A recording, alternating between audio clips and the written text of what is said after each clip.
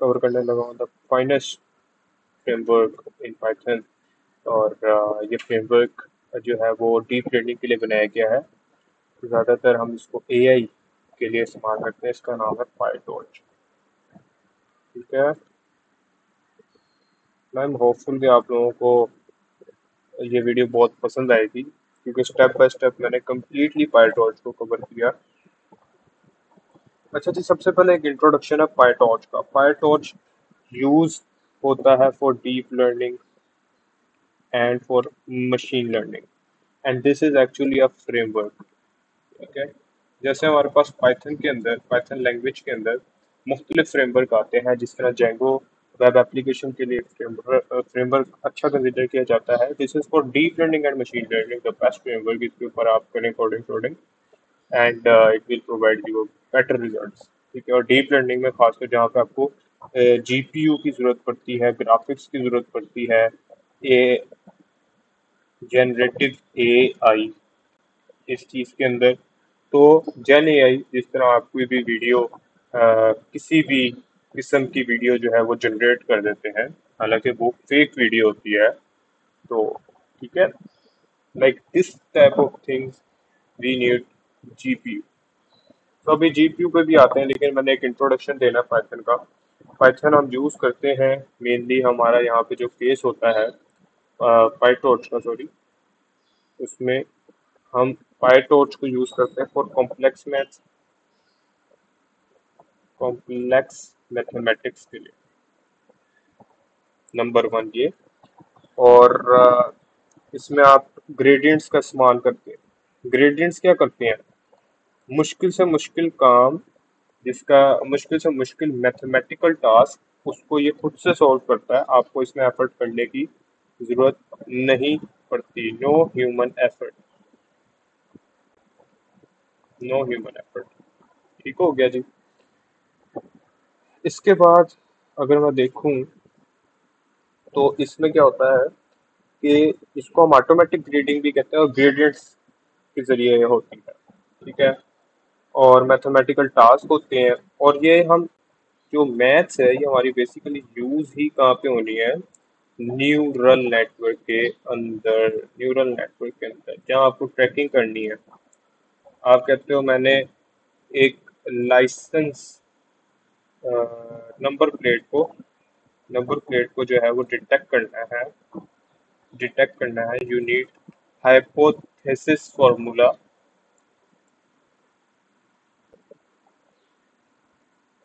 ठीक है, hypotenuse formula आपको चाहिए होगा जब, तो उसके लिए आपको फॉर्मूला देना है, और वो आपको कैलकुलेशन खुद करके देगा। कौन करके देगा? Calculation done by, calculation will be done by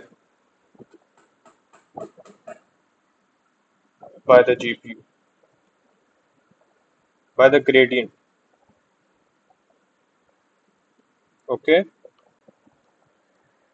ये gradient the most important feature मैं कहूँगा ग्रेडियंट को, कि ये सारे मैथमेटिकल टास्क आपके करके आपको प्रोवाइड करेगा। सो पाइटॉर्च हम यूज करते हैं। ठीक है, और अगर आप देखो, अगर मैं इसकी एक इम्पोर्टेंट अगर एग्जांपल दूं, example of using PyTorch framework के डिटेक्टिंग एनिमल्स। अगर मैं किसी एनिमल के ऊपर कैमरा लेके जाता हूँ, तो वो खुद ही डिटेक्ट करके बताएगा रेदर इट इज कैट और डॉग। Is it okay? ठीक है, ये पॉइंट्स आपको समझ आए होंगे। Now starting from the module number one. Module number one मैं कहूँगा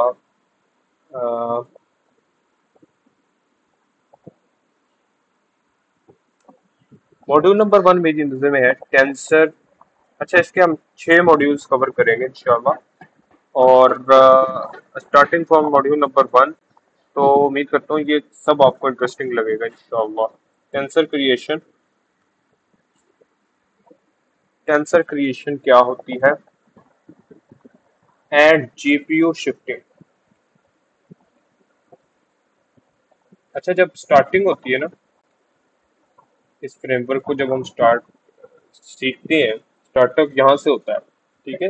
अब स्टार्टअप कैसे हो रहा है, ये बेसिकली स्टार्टअप है। I can say this is the point number one. तो यहाँ पे स्टार्टअप में क्या होगा, जो टेंसर है ना, ये इसको आप ऐसे समझ लो, ये बॉक्स है जिसमें नंबर्स होते हैं। ठीक है, हमारा डाटा होता है।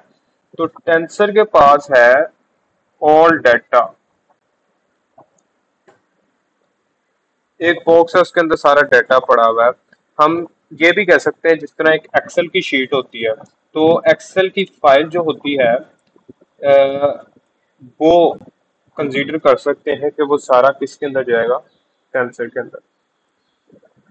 ठीक है। और इसके बाद हम मैंने एक और चीज बताई, वो है जीपीयू शिफ्टिंग। टेंसर के पास होता है सारा डाटा आपका, और फिर जीपीयू शिफ्टिंग क्या चीज है, ये कौन सी भला है। अच्छा, नॉर्मली अगर हम देखें ना, तो हमारा जो काम होता है, हमारी जो कोडिंग होती है, वो सारी किस पे चल रही होती है। Everyone knows that is working on CPU. ठीक है। But we can not use CPU in the case of PyTorch. जब हम पाइटॉर्च यूज करेंगे, तो हम क्या करेंगे कि उसके लिए हमें चाहिए GPU. GPU use for graphics. So why we are using this GPU, क्यों हम इसको यूज कर रहे हैं, ये भी तो जाने हम इसको इसलिए यूज करते हैं कि हमने बेसिकली ग्राफिक्स दिखाने हैं। उसके साथ साथ इसका मेन रोल होगा आपका डीप लर्निंग के लिए, जनरेटिव एआई के लिए। जब आप वीडियोस जनरेट करेंगे, मतलब एक इस तरह की वीडियोस हम जिस तरह यूट्यूब पे अक्सर देख रहे होते हैं, फनी फनी वीडियोस। ठीक है। कोई भी एनिमेटेड होती है, like a cat playing with hen, even though you know कि कैट जो है वो किल कर देगी हैन को, या कैट प्लेइंग विद पिजन। तो वो एनिमेटेड बनाई होती है, कुछ रियल बना के उनको इस तरह का पेश किया होता है। So that are generative AI. तो हमें जीपीयू चाहिए जनरेटिव एआई डीप लर्निंग के लिए, और पाइटॉर्च बना ही इसके लिए है। अच्छा, ओवरऑल वर्किंग हम किस पे करेंगे, वो आप सबको पता है, वो हमने करनी है। Working will be done on Jupyter notebook. Jupyter notebook आप ले लो, या फिर आप Google Colab, it's up to you guys. But I will prefer Jupyter notebook, क्योंकि मैं VS कोड को ज़्यादातर प्रेफरेंस देता हूँ। और ये जब हम प्रैक्टिकल इम्प्लीमेंटेशन नेक्स्ट वीडियो के अंदर करने वाले हैं, तो हम सारा कुछ हर मॉड्यूल को कवर करेंगे। हर मॉड्यूल का अलग अलग कोड हम जो है वो रन करेंगे इंशाल्लाह जुपिटर नोटबुक पे। अच्छा, ये दो पॉइंट्स आपको क्लियर हुए होंगे, तो मैं पॉइंट नंबर 2 पे आता हूँ। दैट इज, हमने देखा था कि वो था ऑटो ग्रेड। अभी मैंने आपको बताया ग्रेडियंट। ग्रेडियंट मैंने आप लोगों को बताया, मैथमेटिकल जो भी टास्क होते हैं, वो हम मैनुअली ऑपरेट नहीं करते, बल्कि जो ग्रेडियंट होता है, ये क्या करता है हमारा ग्रेडियंट, कि ये gradient gradient will solve your, gradient perform task. आप कहते हो डेरिवेटिव ऑफ एक्स, ये फाइंड करें। तो ये ग्रेडियंट क्या करेगा, आपकी एफर्ट्स नहीं होंगी, आप बैठ के मैनुअली जो कर रहे होंगे, ये जस्ट इसको ऑपरेट करेगा टास्क को खुद ब खुद। ये इसके पास सलाहियत है। मैथ्स के जितने टास्क हैं, ग्रेडियंट जो है वो उनको खुद से ही ऑपरेट करेगा। यानी कि एक और ले लो कि स्लोप, हम पढ़ते होते थे मैथ्स में स्लोप, तो स्लोप किस तरह फाइंड होगा, ये भी सारा काम जो है वो ग्रेडियंट करेगा। हाइपोटेन्यूज, ठीक है, ये भी ग्रेडियंट करेगा, आपने कुछ भी नहीं करना। Okay, I want to remove this. तो ऑटो ग्रेड के बारे में बताया और इसकी एक एग्जांपल चलो ले लेते हैं ऑटो ग्रेड की। क्या एग्जांपल बन सकती है इसकी? लेट अस के हम एक साइकिल चलाते हैं और वो एक स्लोप वाली सड़क पे है। साइकिल खुद बता देती है कि नीचे जाना है, आसान है या फिर मुश्किल है। एक साइकिल है जी, तो मुझे कोई ड्राइंग नहीं आती भाई, ठीक है ये साइकिल हम कंसीडर कर लेते हैं। तो साइकिल है, इट इज मूविंग और आगे आ जाती है स्लो, यूं करके, ठीक है।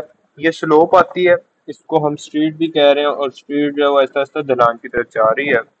तो क्या होगा कि साइकिल विल टेल यू कि moving at this is easy और टफ।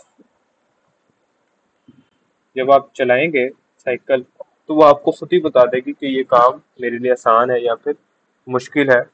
तो ग्रेडियंट भी कुछ इसी तरह से करता है। मोस्टली जो उसको काम हम देते हैं, इट डिपेंड्स कि हम उसको किस तरह से टास्क जो है वो साइन कर रहे हैं।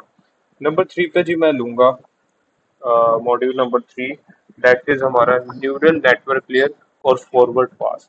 न्यूरल नेटवर्क लेयर और हम फॉरवर्ड पास भी कह सकते हैं। ठीक हो गया जी। अच्छा जी, इसमें क्या होता है? अच्छा, इसकी एग्जांपल ऐसे लें कि जी हम कोई फिल्टर समझें इसको, जो इनपुट डाटा को प्रोसेस करके नया फीचर बनाती है, ठीक है। फॉरवर्ड पास मतलब डाटा का फ्लो, इनपुट और फिर हिडन और फिर आउटपुट। इसकी ऐसे एग्जांपल जैसे इनपुट, फिर क्या होता है प्रोसेस और फिर आउटपुट, ये हम अक्सर पढ़ते हैं। ये मैंने आपको एग्जांपल दे दी कि न्यूरल नेटवर्क लेयर कैसे काम करती है। सबसे पहले आपने यूजर ने क्या किया, एक इनपुट दे दिया बाय यूजर, मशीन करेगी उसको प्रोसेस,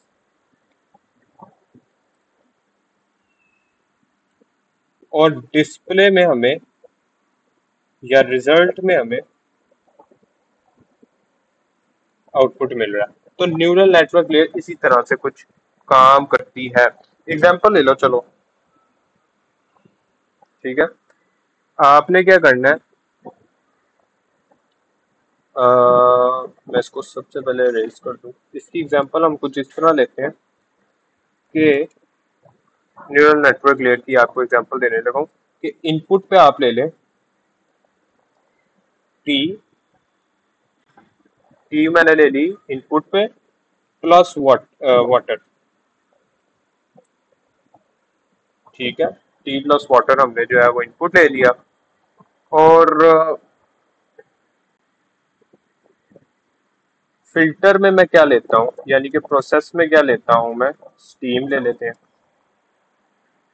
और आउटपुट में मैं लेता हूँ कि टी मेड। ऑब्वियसली यहाँ पे हमारी जो चाय है वो बन जाएगी जब स्टीम के साथ वाटर प्लस टी जो है वो कंबाइन होंगे, तड़का लगेगा यहाँ पे आके, तो आउटपुट हमें दिख जाएगा।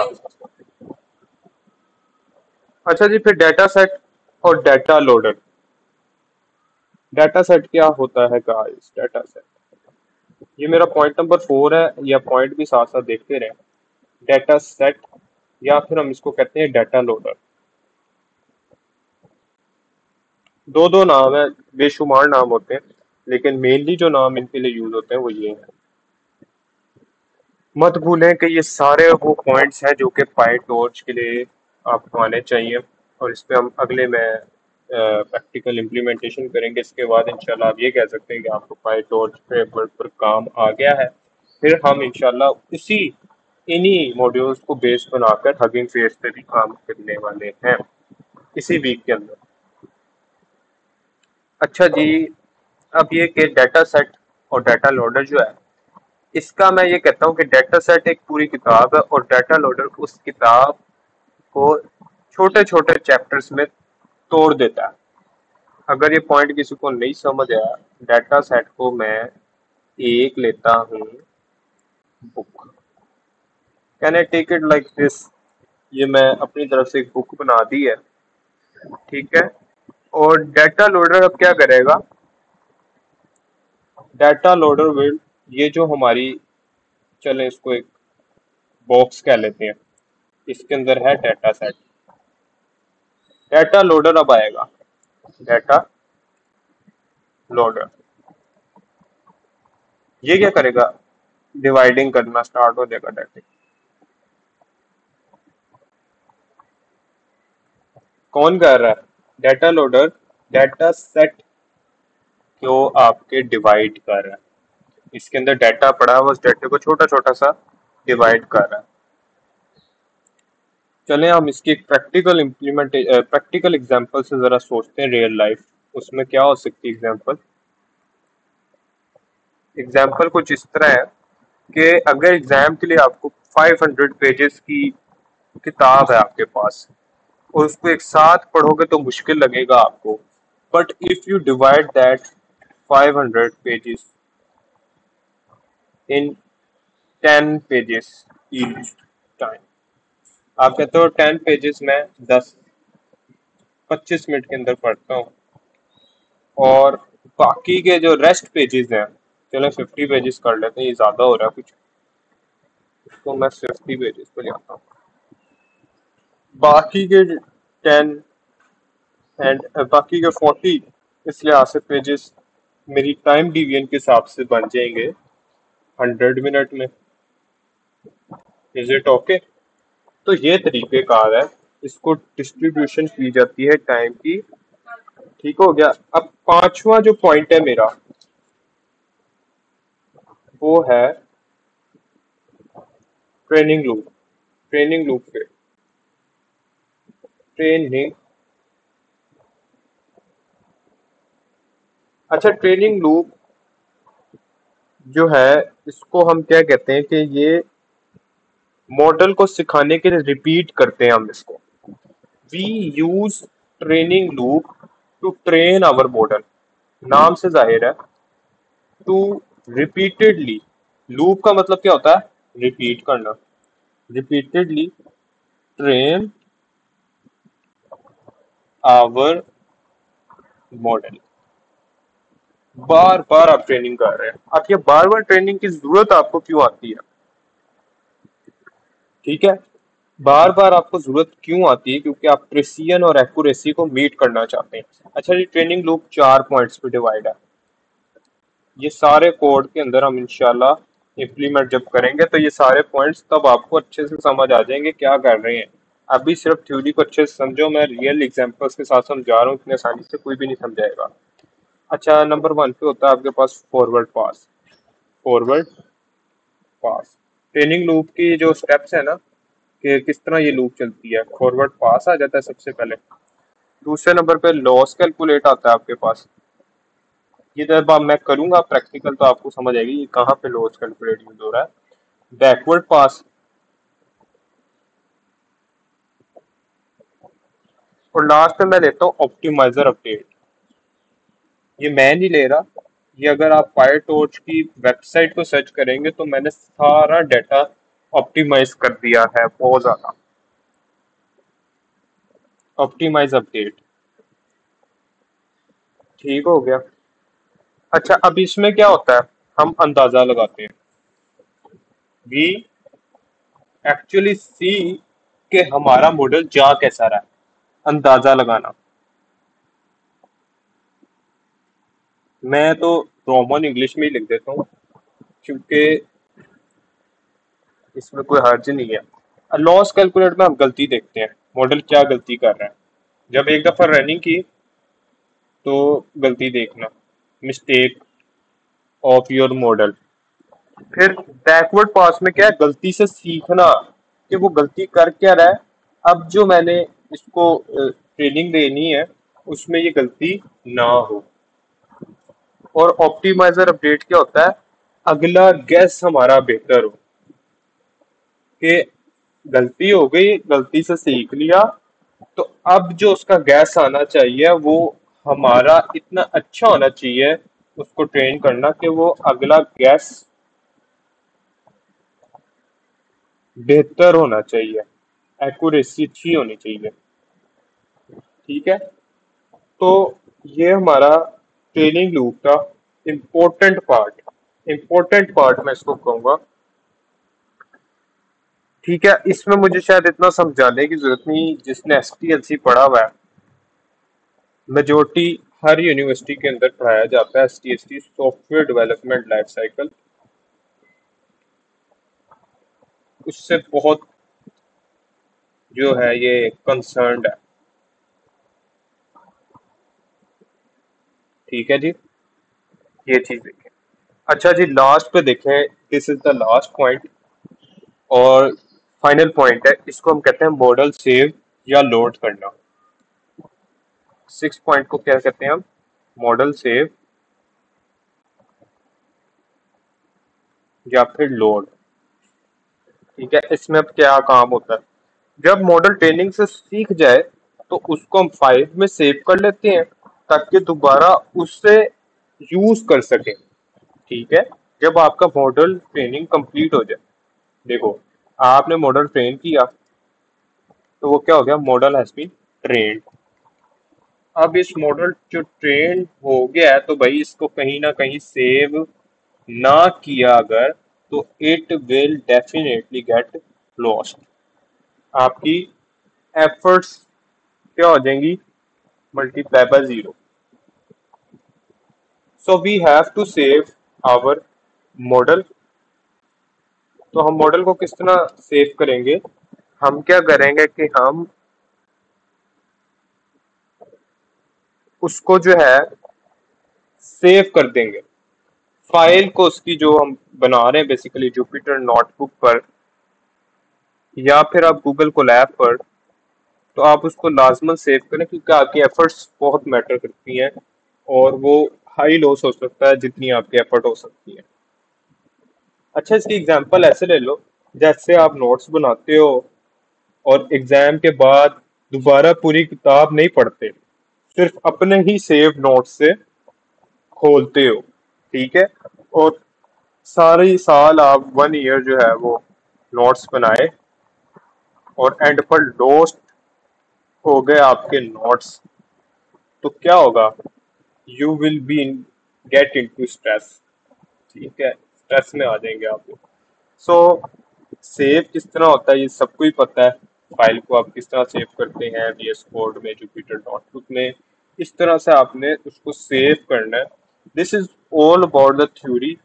उम्मीद करता हूँ हर एक स्टेप थ्योरी का आपको समझ आया होगा और लंबी नहीं हुई होगी वीडियो।